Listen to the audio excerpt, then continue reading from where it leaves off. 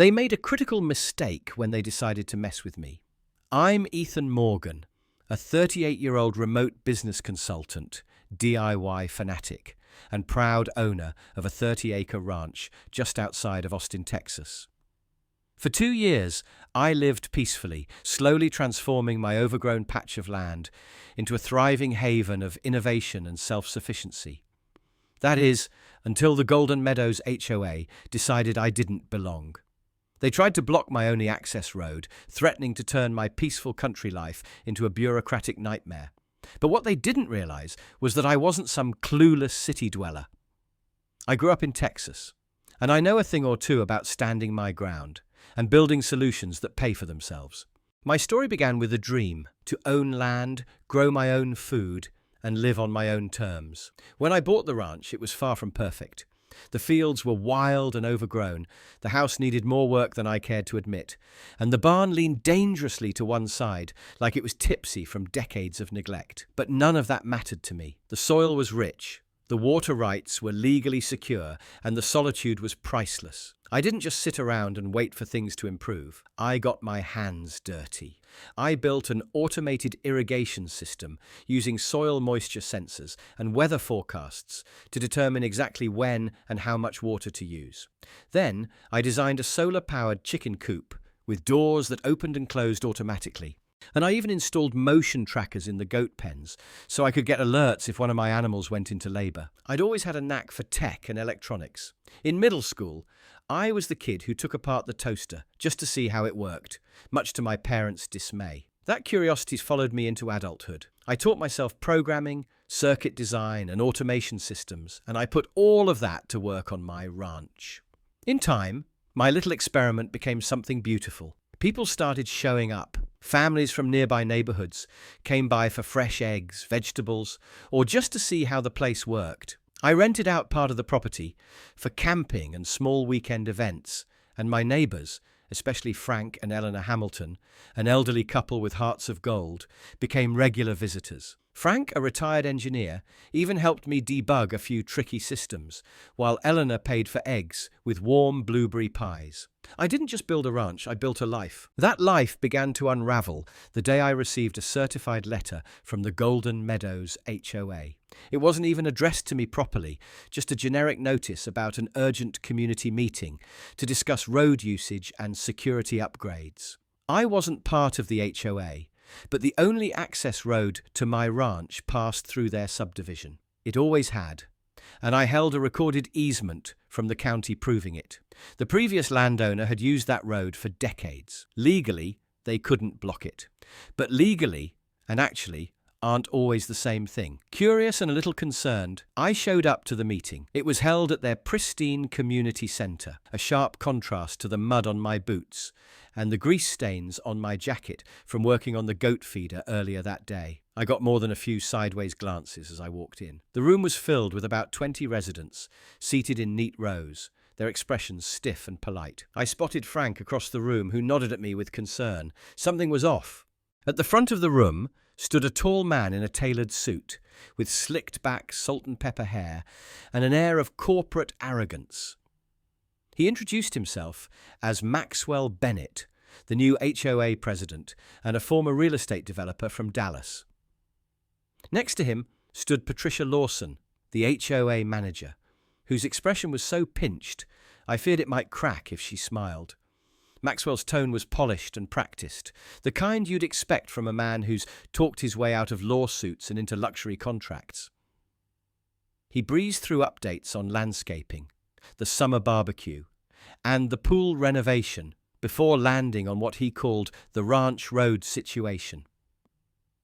My ears perked up. I didn't have to wait long. As many of you know, Maxwell began, we're preparing to launch the Golden Meadows Estates expansion, a premium housing development that will increase local property values by at least 30%. He clicked a remote, and a slick presentation lit up the wall behind him. Glistening homes, stone driveways, gated entrances, tennis courts, and luxury clubhouses danced across the screen like a lifestyle commercial. Phase 1 includes 12 executive homes, each priced from $1.2 million. But we have one obstacle to overcome, a source of traffic and disruption right through our peaceful community. That obstacle was me. He pulled up another slide, showing a top-down map of the neighborhood with my ranch access road highlighted in red, labeled non-resident usage. My gut twisted. He continued without missing a beat, describing a plan to install a massive security gate and stone fence at the entrance to Golden Meadows, claiming it would control traffic and beautify the neighborhood. I saw right through it. This wasn't about beauty, it was about boxing me out. Construction, he said, would begin the very next morning. I stood up. My chair scraped loudly against the polished floor. All eyes turned toward me. "I'm Ethan Morgan," I said calmly, though I felt my hands shaking. "That road you're talking about, it's my only legal access point. I hold a recorded easement filed with the county. You can't block it." Maxwell didn't miss a beat. "Mr. Morgan," he said smoothly, "we appreciate your concerns. However, the HOA controls all roads within the community. Your easement is under review. In the meantime, we're offering a solution. You may apply for an access card for a reasonable annual fee of $300. My jaw dropped. I couldn't believe what I was hearing. "You can't just ignore a recorded easement," I shot back. "That's not how property law works, and I'm not paying to access my own land." Maxwell offered a dismissive shrug.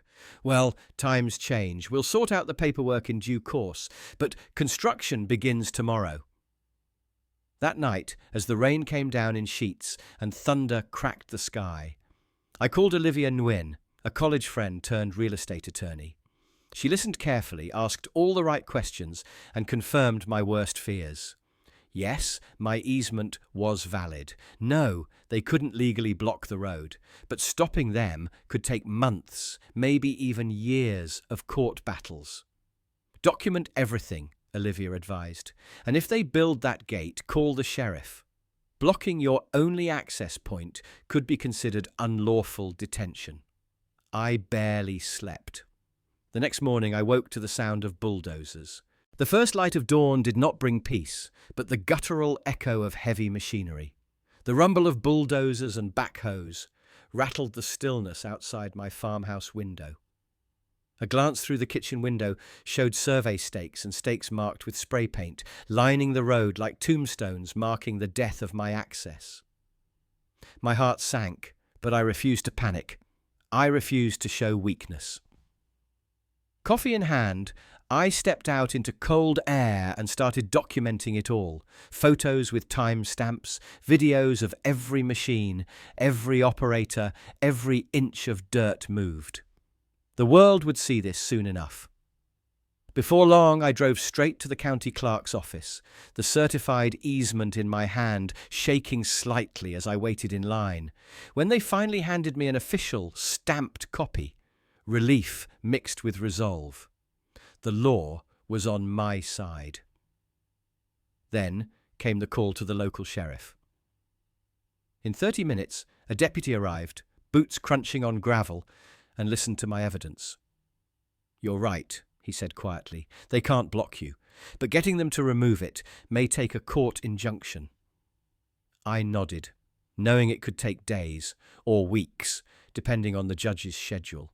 Back at the ranch, the construction crew had nearly completed the fence, and a sign had gone up: "Private road, access via HOA gate only."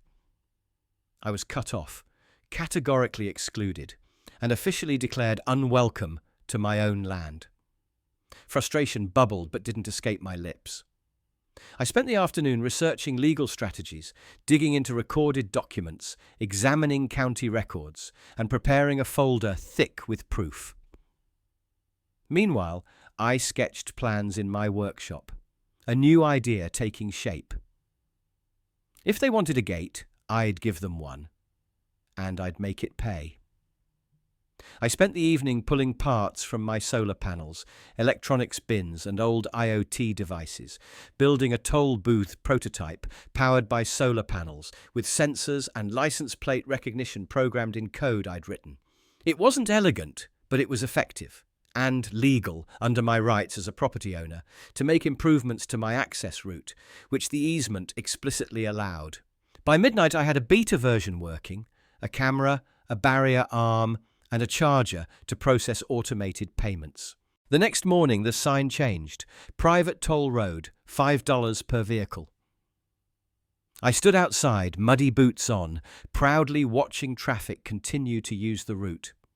Neighbours, heading into Golden Meadows, drove through, credit card machine humming. I even waved to Eleanor and Frank, who looked torn between guilt and respect as they paid their toll. My heart swelled, not just because money was coming in, but because I'd flipped their harassment into advantage. Maxwell Bennett showed up later that day, armoured in arrogance, glares, and expensive posture. He paced, yelling at the device and demanding I take it down. "You can't just extort my residents," he barked. I smiled politely, handed him the certified easement, and explained that nothing in it prohibited minor improvements or fee collection for services rendered. He threatened lawsuits. I threatened injunctions. For the first time, I didn't feel fear. I felt solid ground under my feet. It took 2 more weeks for Olivia to get the courts to file emergency paperwork. Maxwell's fence was deemed illegal obstruction of legal access, and under court order, it had to be removed immediately. He also had to cover my attorney fees. The toll booth and the right to operate it remained intact. Maxwell was voted out of office at the next HOA election, his reputation shattered. When the road reopened, there was no grand ceremony, just me, the deputy, and a small group of neighbourhood families clapping when the final post was removed. I waved, dusty and sweaty, at the cameras snapping pictures. A few of my weekend farmers smiled in relief. The gate on the HOA side vanished, and the toll booth sat alone on my property, earning steady payments. I'd taken a fight meant to destroy me and transformed it into my advantage.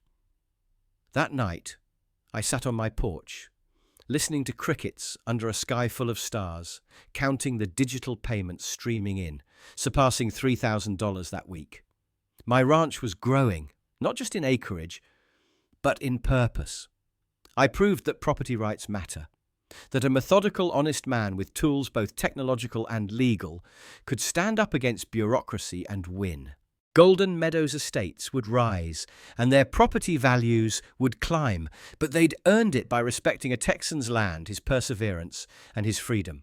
And I'd built a business out of their mistake. Weeks passed since the court order forced the HOA to tear down their illegal gate, but the tension in Golden Meadows didn't disappear. It evolved. The residents were split. Some quietly thanked me for standing my ground, tired of Maxwell's overreach, while others viewed me as the enemy, the outsider who disrupted their idea of suburban control. I didn't care. I was too busy optimizing the toll system, adding features like QR code passes for frequent users and a contactless payment option.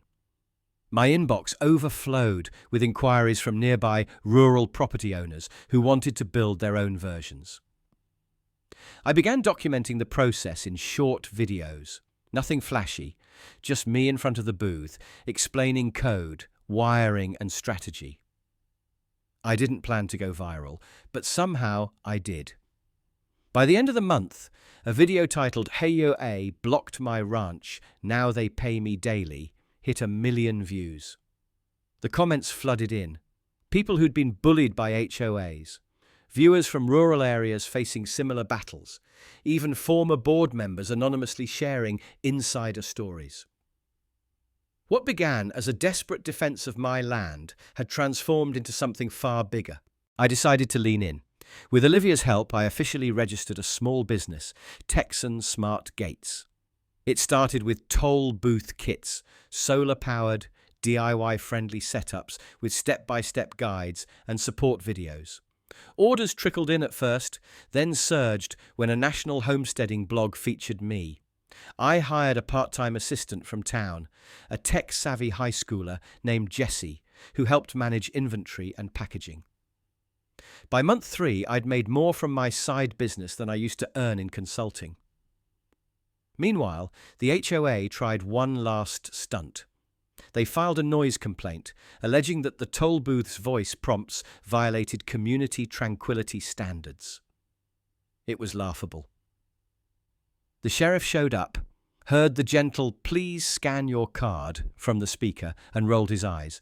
"If they push this," he told me, "it's going to backfire again." He was right. The story got picked up by local media, then national outlets. Soon, I was invited to speak on a podcast about land rights and rural innovation. My toll booth became more than a project. It became a symbol of personal freedom, creative problem solving, and resistance to corporate control. But this wasn't just about revenge anymore. I began reinvesting the money into the ranch. I restored the barn, built a new greenhouse, and expanded the animal pens. I started weekend tech camps for kids, teaching them to code simple automation systems using Arduino boards and Raspberry Pis. Eleanor started baking again for the classes, and Frank volunteered to lead hands-on wiring lessons. What had once been a lonely fight turned into a thriving community project, drawing in families from nearby towns. Golden Meadows couldn't stop it, even if some residents still scowled when they passed my booth. Eventually, a few board members resigned. The new leadership reached out, not with threats, but with collaboration. They asked if I'd be open to creating a shared access agreement, maintaining the road while collecting fees only from non-residents. I agreed under one condition. They had to admit in writing that the original blockade was unlawful. It wasn't about pride, it was about principle. So now, I sit here again, same porch, same stars, but everything has changed. The toll booth clicks on, accepting another payment, as headlights sweep across the driveway. The goats are sleeping, the sensors I installed sending me peaceful data. The fields are green, the solar panels humming, and the tech lab in the barn glows softly. I smile, thinking about how a greedy HOA president tried to fence me out and ended up paving the way for my success. They messed with the wrong rancher. And now, I'm not just a guy with a ranch. I'm a builder, an educator, and a business owner. They tried to shut me out. Instead, they opened the door to something far bigger, and I walked through it, head high, tools in hand. If you've ever felt pushed around by power-hungry HOAs, greedy developers, or anyone who thought they could take what's yours, this story is proof. You can fight back. You can win. Like, share, and subscribe if you believe in standing your ground and turning setbacks into opportunity. Got a crazy HOA story of your own? Drop it in the comments below. I read every single one. And if you're ready to take control of your land, your rights, and maybe even build your own toll booth, check the link in the description. Because sometimes the best revenge is passive income.